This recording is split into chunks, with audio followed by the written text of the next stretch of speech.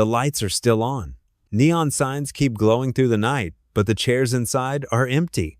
Kitchens that once thundered with voices and clattering dishes now sit in complete silence. Doors that used to swing non-stop during the holiday rush are locked, sometimes permanently. Across Russia, something unsettling is unfolding in plain sight. It isn't hidden, it isn't subtle, and it's moving fast. Because when a country known for long meals, heavy drinking, and crowded cafés suddenly stops eating out, that isn't coincidence. That's a warning. Tonight, the collapse is no longer theoretical. You can see it in every dark restaurant window, every shuttered food court, every sushi bar that never reopened.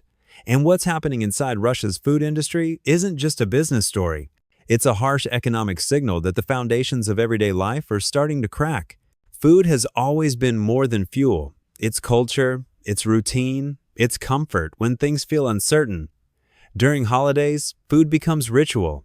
Yet this Christmas season, tables across Russia are emptier than ever.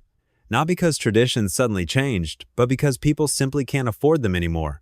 And this is where the story truly begins. Across the Russian Federation, cafés, restaurants, pizzerias, and food courts are shutting down at an alarming pace. Streets that once buzzed with late-night diners now feel abandoned. Even during December and early January, the most profitable months of the year, businesses are closing instead of thriving. If restaurants can't survive peak season, what happens when winter tightens its grip?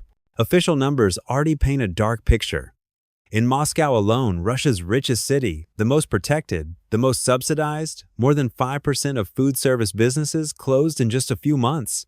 And Moscow is supposed to be the exception. If collapse is visible there, it's far worse everywhere else.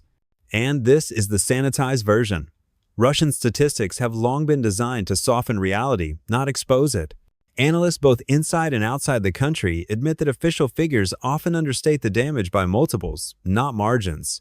What's described as a controlled slowdown is, in reality, a spreading shutdown. The sectors being hit hardest tell their own story. Sushi bars, once symbols of urban comfort and disposable income, have collapsed by more than 7% in months. Pizzerias are close behind, down over 6%. Cafés, the backbone of daily social life, are shrinking rapidly too. These aren't luxury indulgences, these are everyday habits. And when everyday habits disappear, it means people are pulling back hard. The most dangerous economic signal isn't panic, it's restraint.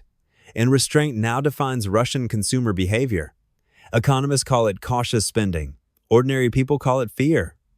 Across the country, people are spending less not because they want to, but because they sense something coming. Wages are stagnating. Prices keep climbing. Trust in the future is evaporating. Instead of dining out, families are hoarding cash. Instead of celebrating, they're calculating. And instead of investing in enjoyment, they're preparing for loss. That fear has consequences. The cost structure of Russia's food industry has exploded. Rent is rising sharply, especially in big cities. Utilities cost more. Ingredients get more expensive every month. Transportation costs are surging because of fuel shortages and logistical breakdowns. Russia, once proud of its energy dominance, is now struggling with fuel supply inside its own borders. Refining capacity has been disrupted. Export priorities have warped domestic availability. In some cases, fuel has to be imported at higher prices, something that once seemed unthinkable.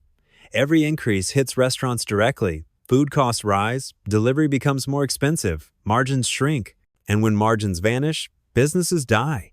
Rising prices alone don't destroy economies. Shrinking confidence finishes the job. And confidence in Russia is collapsing. Trillions of rubles have been withdrawn from banks over the past year.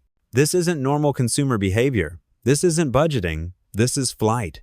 In December alone, hundreds of billions of rubles were pulled out of the financial system. That kind of movement signals panic, not planning. People don't empty accounts when they feel safe. They do it when they expect lost currency devaluation, restrictions, or worse. Restaurants feel this immediately. Eating out is one of the first things people cut when they brace for impact. Empty tables aren't just about food, they're about trust. And trust is gone. At the same time, pressure on small and medium-sized businesses keeps intensifying. New tax thresholds are crushing entrepreneurs who once survived on razor-thin margins. Businesses already weakened by rising costs now face heavier fiscal burdens with fewer customers. Owners openly talk about shutting down within a year. Many say surviving beyond 2026 feels unrealistic. These aren't abstract forecasts. These are countdowns. The food sector is simply the first to fall because it depends directly on disposable income.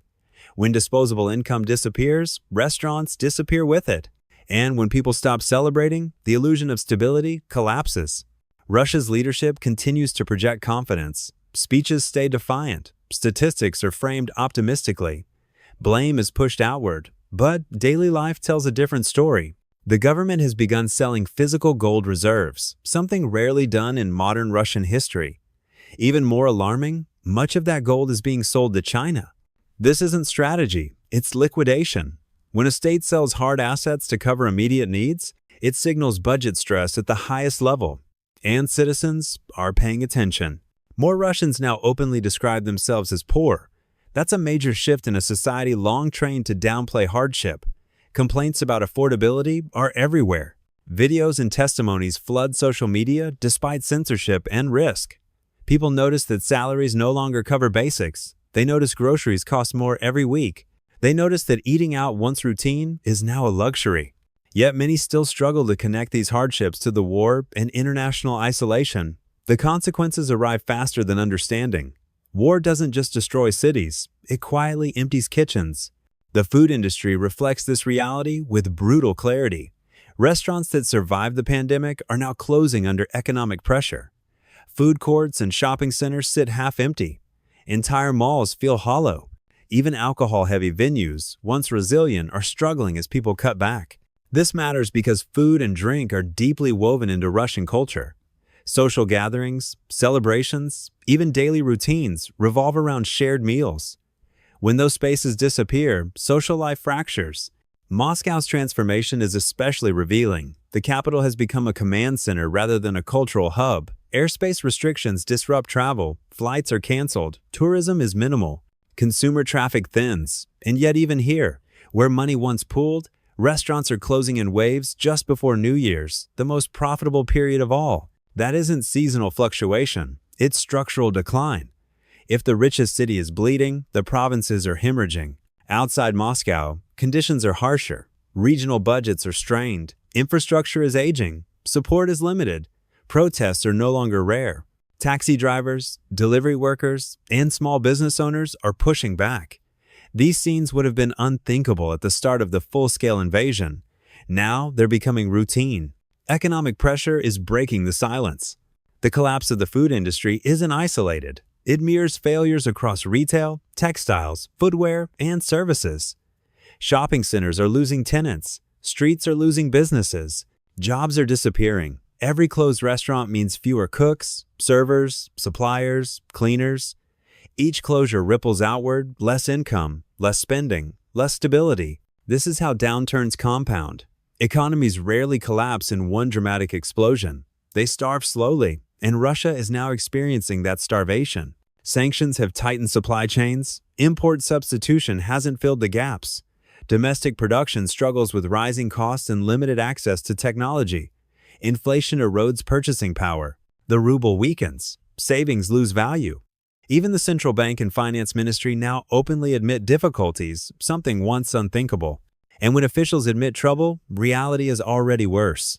Food prices are among the most politically sensitive indicators in any country. When food becomes unaffordable, social stability erodes quickly.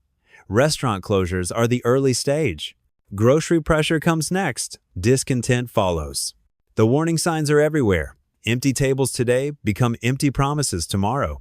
What makes this crisis especially dangerous is its timing. It's unfolding during a season meant for abundance, during holidays meant for gathering, during months when spending should peak. Instead, restraint dominates, and that reversal carries heavy psychological weight. This isn't about changing lifestyles, it's about survival instincts. People are bracing for currency instability. They're bracing for more restrictions. They're bracing for economic shock. And in doing so, they're accelerating the very collapse they fear. The reality is simple and devastating. A society cannot maintain the illusion of normalcy when its restaurants are closing faster than they can reopen. Food is one of the last sectors to fall in a functioning economy, and when it does, the message is impossible to ignore. Thank you for staying until the end of the video. World Decoded has many more stories yet to be told, and we hope you will continue to join us as we delve deeper into this world layer by layer. See you in the next video.